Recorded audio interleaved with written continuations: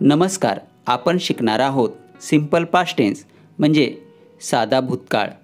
चला तर मग शिकूया. व्याख्या.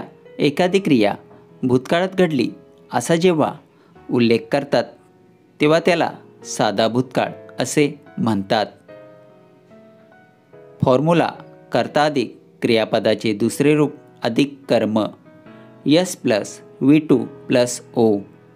या ठिकाणी यस हा सब्जेक्ट म्हणजे कर्ता असून V2 हे वर्ब टू म्हणजे क्रियापदाचे दुसरे रूप आहे आणि O हे ऑब्जेक्ट म्हणजे कर्म आहे.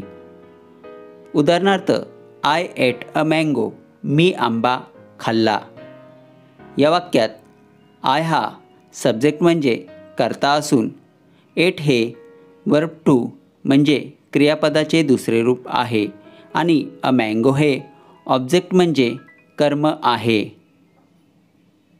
आपण सिंपल पास्ट टेन्सची काही उदाहरणे पाहूया. First, I ate an apple. मी सफरचंद खाल्ले. सेकंड, ही संग अ सॉन्ग. त्याने गाणे गायले.